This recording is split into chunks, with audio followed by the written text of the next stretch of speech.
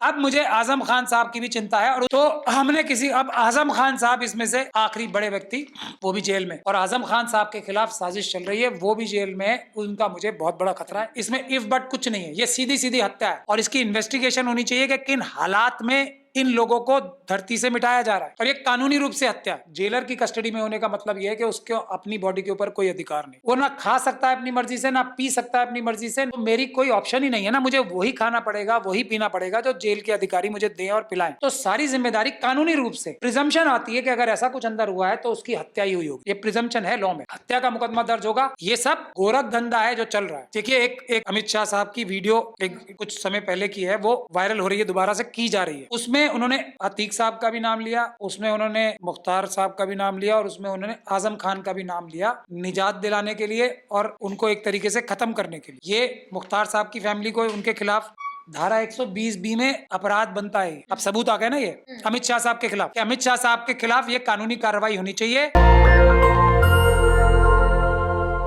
नमस्कार, मैं ब्यूटी गिरी और आप देख रहे हैं नेशनल दस्तक। इस वक्त देश में मुख्तार अंसारी एक बहुत बड़ा मुद्दा बना हुआ है। 28 मार्च को उनका निधन हुआ, अस्पताल में हुआ और उसका कारण बताया गया कार्डियक अरेस्ट, जबकि घर वाले ये मानने को तैयार नहीं है। घर वालों का सीधा आरोप है कि उन्हें धीमी जहर दी जा रही थी और ऐसे में सवाल खड़ा होता है। और जैसा कि उन्होंने, मुख्तार अंसारी ने अपनी चिट्ठी में भी यही मेंशन किया था कि उन्हें धीमी जहर दी जा रही है। और इस मुद्दे पर हमारे साथ बातचीत करने के लिए मौजूद है सुप्रीम कोर्ट के सीनियर एडवोकेट महमूद प्राचा। और आपको बता दें कि ये मामला जो है मुख्तार अंसारी का, ये सुप्रीम कोर्ट भी पहुंच चुका है। ऐसे में सर, आप क्या कहते हैं इस पूरे मामले पर, जिस तरीके से आरोप लगा है और परिजनों ने सुप्रीम कोर्ट में याचिका दायर की है कि इस पर कुछ संज्ञान लिया जाए, क्योंकि ये मर्डर बताई जा रही है, ये जो कार्डियक अरेस्ट बताया गया है, ऐसा कुछ बात नहीं है, परिजन मानने को तैयार नहीं है।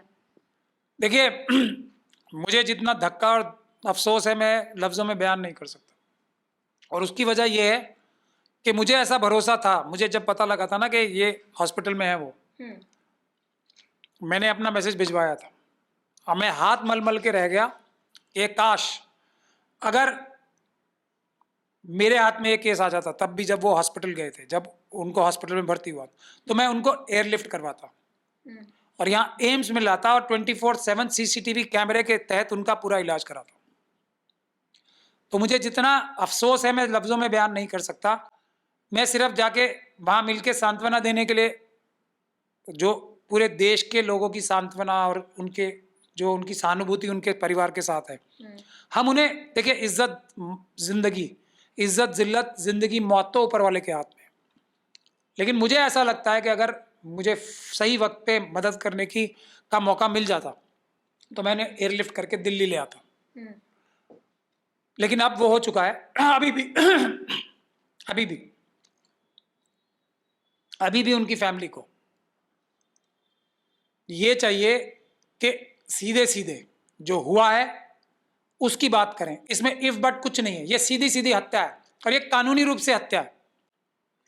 हत्या की प्रिजम्पशन मान के चला जाता है कि जब किसी कस्टोडियल डेथ होती है तो NHRs की, यही मैं कह रहा हूं ना, कानून की नौयत ये समझनी चाहिए। ये प्रिजम्पशन की जाती है क्योंकि व्यक्ति अपनी कस्टडी में नहीं होता है। जो जेल में होता है वो अपनी कस्टडी में नहीं होता, वो जेलर की और डिस्ट्रिक्ट जज की, वो जज साहब की कस्टडी में होता है। तो जज साहब की कस्टडी में होने का मतलब यह है, जेलर की कस्टडी में होने का मतलब यह है कि उसके अपनी बॉडी के ऊपर कोई अधिकार नहीं। वो ना खा सकता है अपनी मर्जी से, ना पी सकता है अपनी मर्जी से, ना चल फिर सकता है अपनी मर्जी से। तो उसके साथ अगर कुछ भी होता है तो उसकी जिम्मेदारी स्वयं की नहीं होती। मैं अगर खुले माहौल में घूम रहा हूं तो कुछ ना कुछ जिम्मेदारी मेरे ऊपर भी होगी कि अगर कोई मुझे धोखे से जहर दे दे। लेकिन अगर जेल के अंदर हूं तो मेरी कोई ऑप्शन ही नहीं है ना, मुझे वही खाना पड़ेगा, वही पीना पड़ेगा जो जेल के अधिकारी मुझे दें और पिलाएं, खिलाएं। तो सारी जिम्मेदारी कानूनी रूप से, प्रिजम्पशन आती है कि अगर ऐसा कुछ अंदर हुआ है तो उसकी हत्या ही हुई होगी। ये प्रिजम्पशन है लॉ में, हत्या का मुकदमा दर्ज होगा। इन्वेस्टिगेशन में वो बरी हो सकते हैं, ये अगर सबूत आ जाए कि ये ऐसा नहीं था, कि इन्होंने हत्या नहीं की, इनको जहर नहीं मिला। लेकिन यहाँ तो उल्टी गंगा बह रही है। जिन लोगों ने ये हत्या की है वही कह रहे हैं कि ये हत्या तो तब साबित होगी जब विसरा रिपोर्ट आ जाएगी। भाई FIR तो पहले हत्या की करो, विसरा रिपोर्ट तो बाद में आएगी ना। और विसरा रिपोर्ट आने में कुछ घंटे लगते हैं। ये विसरा रिपोर्ट की, CFSL की रिपोर्ट आने में महीनों क्यों लगते हैं, आपको पता है सब लोगों को। ये सब गोरख धंधा है जो चल रहा है, इससे समझने की जरूरत है लोगों को। यहाँ पे देखिए प्रॉब्लम ये है हमारे देश में, और मुझे ये बताना पड़ रहा है कि जो लोग सुप्रीम कोर्ट और हाई कोर्ट में वकालत कर रहे हैं, वो ट्रायल लॉयर अगर नहीं थे कभी भी, तो उनकी समझ में नहीं आएगा जो बेसिक क्रिमिनल लॉ है ना, और जो बेसिक सिविल लॉ भी है, वो जमीन पे उन्होंने कभी भुगता नहीं होता है। जमीन पे वो तो उसमें कई चीजें चूक हो जाती हैं। वो लोग ब्रिलियंट होते हैं, बहस करने में ब्रिलियंट होते हैं, लेकिन उनको मुद्दा ही नहीं पता होता है, क्योंकि वो उन्होंने कभी देखा नहीं है, भुगता नहीं है। इसीलिए बड़ी बड़ी जजमेंट्स भी आई हैं, और बड़े बड़े जजेस ये कहते हैं कि असली लॉयर ट्रायल लॉयर्स ही होते हैं। और वो ट्रायल लॉयर जो सुप्रीम कोर्ट तक जाते हैं, वही एक तरीके से पक्के 100% बढ़िया वकील होते हैं। जिन वकीलों ने ट्रायल लॉ नहीं किया है, वो बहुत सारी नौयतें नहीं समझते। ये मुझे मुख्तार अंसारी साहब के बाद ये बात कैमरे पे कहनी पड़ रही है। और इससे जब तक हम इस मकड़ जाल से अपने ही वकीलों के नहीं निकलेंगे तो कुछ नहीं होने वाला। ये केसेस ऐसे होते हैं कि जिसको पूरी दिल से लड़ना चाहिए। और इसलिए मेरी आवाज भी भर रही है बार बार। मैं मुख्तार अंसारी साहब के उसके बाद से मुझे भी बहुत बड़ा बॉडी ब्लो लगा, क्योंकि वो एक बहुत बहादुर आदमी थे, बहुत बड़े आदमी थे। लोग आजम खान के लिए अब चिंता जताने लगे हैं कि मुख्तार अंसारी के साथ जो हुआ, अतीक अहमद के साथ जो हुआ, उसके बाद अब जो है इनका आजम खान के लिए चिंता होने लगी कि उनके साथ भी कुछ हो जाएगा या कुछ चल रही होगी प्लानिंग। देखिए एक अमित शाह साहब की वीडियो एक कुछ समय पहले की है, वो वायरल हो रही है, दोबारा से की जा रही है। आरएसएस और बीजेपी के प्लेटफॉर्म कर रहे हैं। उसमें उन्होंने अतीक साहब का भी नाम लिया, उसमें उन्होंने मुख्तार साहब का भी नाम लिया, और उसमें उन्होंने आजम खान का भी नाम लिया, निजात दिलाने के लिए और उनको एक तरीके से खत्म करने के लिए ये नाम लिए। अब ये मुख्तार साहब की फैमिली को उनके खिलाफ धारा 120B में अपराध बनता है। ये अब सबूत आ गए ना, ये अमित शाह साहब के खिलाफ ये स्पीच जो उन्होंने पहले दी थी, उसके बाद ये हो गया, तो एक प्रकार का 120B का सबूत है। ये मुकदमा जो दर्ज होना चाहिए था मुख्तार अंसारी साहब का 302 धारा 120B का होना चाहिए था, और उसकी इन्वेस्टिगेशन में अमित शाह जी का भी नाम आना चाहिए था, क्योंकि उन्होंने ऐसी स्पीच दी जो दोबारा वायरल हो रही है। अब मुझे आजम खान साहब की भी चिंता है, और उस चिंता की वजह से मैंने वेट नहीं की। मैंने ये चुनाव आयोग को चिट्ठी लिख दी और मैंने कानूनी कार्रवाई शुरू कर दी है कि अमित शाह साहब के खिलाफ ये कानूनी कार्रवाई होनी चाहिए, और इसकी इन्वेस्टिगेशन होनी चाहिए कि किन हालात में इन लोगों को धरती से मिटाया जा रहा है। मैं आपको वो वीडियो भी दिखा देता हूं जो धारा 120 का अपराध होना प्रथम दृष्टया दिखाता है। तो हमने अब आजम खान साहब इसमें से आखिरी बड़े व्यक्ति, वो भी जेल में, तो मुझे 48,000 वोल्ट का करंट लगा, और जो मेरे हाथ में था मैंने तुरंत कर दिया। और मैं ये चाहता हूं कि इनको भी ऐसी लीगल मजबूत मदद मिले, वरना ये अमित शाह साहब की बात सुन चुके हो, पूरी बीजेपी इसमें, क्योंकि अमित शाह साहब एक बीजेपी के बहुत बड़े नेता हैं, पूरी बीजेपी की पार्टी धारा 120B कॉन्स्पिरेसी में इसमें मुलजिम बननी चाहिए। जो एफआईआर मुख्तार अंसारी साहब की और अतीक अहमद साहब की एफआईआर दर्ज होनी चाहिए, और आजम खान साहब के खिलाफ साजिश चल रही है, वो भी जेल में है, उनका मुझे बहुत बड़ा खतरा है। इसीलिए मैंने किसी से बगैर पूछे तुरंत, मेरा एक नी जर्क रिएक्शन था जो मैंने ऑलरेडी कर दिया। अब कुछ तो रोक लगेगी, कुछ मेरे नाम से भी रोक लगती है, आप लोग तो सब जानते हैं ना, मेरा नाम जहां भी आता है वहां जो आरएसएस और बीजेपी के लोग होते हैं वो पीछे हटते हैं, वो अपराध करने से बचते हैं, क्योंकि उनको मेरा पता है कि मैं उनके हर अपराध को पकड़ने की क्षमता रखता हूं। मैंने दिल्ली दंगों में भी 32 के करीब 2 दर्जन से ज्यादा आरएसएस और बीजेपी के सीनियर अधिकारियों को, सीनियर ऑफिस बेयरर्स को जेल में भिजवाने का काम मेरे ही क्लाइंट से, मेरे ही ऑफिस से हुआ दिल्ली दंगों के केस में। इसीलिए मेरे ऑफिस पे भी इतनी बड़ी रेड पड़ी थी, लेकिन ऊपर वाले ने मुझे उसमें भी बचाया, और यहां से वो लोग खाली हाथ गए और आज तक खाली हाथ ही हैं। वो मैंने अपने क्लाइंट्स की एक भी बात लीक नहीं होने दी, अमित शाह जी को मुझे डराने नहीं दिया। तो ये बहुत महत्वपूर्ण बात है जो आपने पूछी। सर, एक सवाल ये भी है कि जो जेल के अंदर जो आरोप है कि धीमी जहर दी जा रही है, तो जेल के अंदर तो हर एक चीज जांच पड़ताल, बहुत गहरे जांच पड़ताल होते, तो फिर जेल के अंदर जहर का जा पाना इतना आसान है क्या? कहाँ से आया जहर जेल के अंदर? जेलर ही लेके जाएगा, ये प्रिजम्पशन है, मैं वही तो कह रहा हूं आपको, जा ही नहीं सकता ना जेलर की मर्जी के बगैर। तो ये इन्वेस्टिगेशन ऐसे शुरू होगी, जेलर साहब अपनी बेगुनाही साबित करेंगे ये सबूत देके कि ऐसा मैंने नहीं किया, मेरी चूक हो गई। चूक ही तो होगी ना ज्यादा से ज्यादा, वरना जेलर को बिठाया के जाता है। इतनी तनख्वाह क्यों दी जाती है, इतने सारे पुलिस फोर्स क्यों दी जाती है उन्हें, इतनी मजबूत सुरक्षा कवच क्यों लगाए जाते हैं, इतनी गेट के बाद और जंगले के बाद क्यों लगाए जाते हैं, इतनी चेकिंग क्यों होती है कि ऐसा काम हो ही ना सके।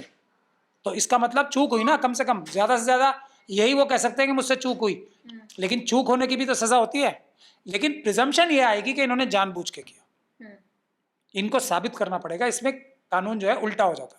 ठीक है, सोशल मीडिया पर हमने देखा कि पटाखे फूटे, लोगों ने जश्न मनाए। साथ ही एक चीज और हुआ, जनाजे के वक्त हमने देखा कि एक जन सैलाब उमड़ा हुआ था। उसके बाद सोशल मीडिया पे ये चला, तमाम बीजेपी के नेताओं ने भी ये कही, विकास दुबे से कंपेयर किया कि एक समाज का लड़का जो मारा गया उसके उसमें उन लोगों ने रिश्ते तोड़ लिए उससे, और एक दूसरा समाज ये है जो एक माफिया को अपना मसीहा मानता है, और ये जनसैलाब उमड़ा हुआ है और इसको देश भक्ति, देश हित और विरोध में जोड़कर देखा गया। क्या कहेंगे आप इस पर? ये तो उत्तर प्रदेश की पुलिस को और बीजेपी पार्टी को और अमित शाह जी को और मोदी जी को सोचना चाहिए कि लोग रिश्ते क्यों तोड़ लेते हैं। विकास दुबे को भी कोई किसी केस में कन्विक्ट हुए थे क्या? वो सजा तो नहीं हुई थी ना। ये ऐसा ही तो निज़ाम बना रहे हैं। ये बाबा साहब डॉक्टर भीमराव अंबेडकर ने जो संविधानिक निज़ाम बनाया है, किसी को भी अपराधी जब माना जाता है जब उसको कोर्ट सजा दे दे। जैसे जगतार सिंह हवारा साहब का जो जत्थेदार हैं अकाल तख्त के, उनका एग्जाम्पल मैं बार बार देता हूं। इसमें संविधान और कानून ये कहता है कि उनको छोड़ देना चाहिए। 14 साल से ज्यादा उन्हें सजा नहीं हो सकती थी। आज तक उन्हें सजा नहीं हुई है सुप्रीम कोर्ट से, जिस केस में वो अकेले केस में बंद है, लेकिन उन्हें जेल के पीछे ठूस के रखा हुआ है संविधान तोड़ के ना। तो हम लोग संविधान, निजाम हमारा क्या है? बाबा साहब डॉक्टर भीमराव अम्बेडकर का संविधान, उसका निजाम, उसका तरीका। इन लोगों का निजाम क्या है? उल्टा लटका देना, पटाखे चलाना। पटाखे चलाने वाला हर एक व्यक्ति ये 120 बी में मुलजिम बनाना चाहिए, उसको अपराधी बनाना चाहिए। कॉन्स्पिरेसी में, क्रिमिनल कॉन्स्पिरेसी में, मुख्तार अंसारी साहब के हत्या में ढूंढना चाहिए पुलिस को। अगर फेयर इन्वेस्टिगेशन होगी तो हर एक पटाखे चलाने वाला व्यक्ति संदिग्ध होगा, हर एक पटाखे चलाने वाला व्यक्ति इसमें अपराधी होगा, उसके खिलाफ मुकदमा दर्ज होना चाहिए। सर, एक आखिरी सवाल पूछूंगी आपसे। अब्बास अंसारी को नहीं जाने, जनाजे में शामिल होने की परमिशन नहीं मिली, वो रोते रहे, तमाम कोशिश की लेकिन नहीं मिल पाई, क्या कहेंगे आप इस पर? ये भारतीय जनता पार्टी का और अमित शाह जी का निजाम है, भारत के संविधान का ये निजाम नहीं है, बाबा साहब का ये निजाम नहीं है। यही तो मैं कह रहा हूं, ये मानवीय, जो मैं इसीलिए कह रहा हूं ना कि अब मैं क्या करूं इसमें, मुझे तो यही अफसोस और वो फ्रस्ट्रेशन होती है। हमने हाथरस की बच्ची का केस, जो एक बड़ी वकील थी, बड़ी वकील बताई जाती थी, उन्होंने वो केस हराया और अब समझ में आई कि वो भारतीय जनता पार्टी की में चली गई। जब तो हमें सबको 440 वोट का नहीं 48,000 वोट का शौक लगा कि ये तो भारतीय जनता पार्टी के और उत्तर प्रदेश की पुलिस प्रशासन के खिलाफ ही केस था। उनके वो केस हार कैसे गए हम, इतने सारे सबूत होने के बावजूद? अब पता लगा कि वो तो वकील, जो डिफेंस काउंसिल थी, जो प्रताड़ित पीड़ित पक्ष की वकील थी, वो भारतीय जनता पार्टी में चली गई। तो अब पिक्चर साफ हुई। ये भी प्रॉब्लम होती है। तो इसमें मानवीय उस पे आधार पे जो हमने उस एक ऑर्डर कराए थे कि जो अंत्येष्टि होनी चाहिए, मरने के बाद जो रस्में होती हैं वो परिवार की मर्जी से होंगे, ये उस केस में PIL में ऑर्डर हुए थे, जो हम लोग जिसमें हैं अभी, वो लखनऊ बेंच में, कि परिवार में अगर कोई मर जाता है पुलिस के एक्शन में तो उसकी अंत्येष्टि इस तरीके से आनन फानन में नहीं की जाएगी, उसके परिवार की मर्जी से उसके परिवार को शामिल करके की जाएगी। तो वो कंटेम्प्ट हमने रामपुर के बच्चे की भी लगा रखी है, 8 तारीख को हियरिंग पे आ रही है। अगर ये लोग, मैं इनका वकील होता तो उसमें भी कंटेम्प्ट लगाता और इसमें FIR इस बात की भी करा था कि साजिश के तौर पे, राजनीतिक द्वेष को साजिश के तौर पे उसको भी अंत्येष्टि में पेश नहीं होने दिया गया, जो कि गाइडलाइंस भी हम लोगों ने ये हाथरस के केस में हाई कोर्ट से इशू करा रखी। बिल्कुल, तो सर ने बिल्कुल सही तरीके से समझा दिया है हर बात को, और ये बेहद दुखद बात समझी गई, मानी गई कि एक पिता के जनाजे पर बेटे को ना शामिल होने दिया जाना बेहद दुखद रहा। और तमाम उसके बाद जो चीजें चल रही है, सुप्रीम कोर्ट में याचिका दायर की गई कि उन्हें धीमी जहर दिया गया, मर्डर है ये, निधन नहीं है ये। आम तरीके से जिस तरीके से बताया जा रहा है वो सब कुछ नहीं है। इस पूरी बातचीत पर अपनी प्रतिक्रिया जरूर दीजिए। कैमरामैन आशीष के साथ ब्यूटी गिरी, नेशनल दस्तक। नेशनल दस्तक की आपसे गुजारिश है कि अगर इसको बचाना चाहते हैं तो नेशनल दस्तक को सब्सक्राइब करने के लिए रेड कलर के सब्सक्राइब बटन को दबाएं, फिर बेल आइकन की घंटी दबाएं। नेशनल दस्तक को बचाने के लिए बहुत जरूरी है कि हर खबर को शेयर करें, लाइक करें, कमेंट जरूर करें।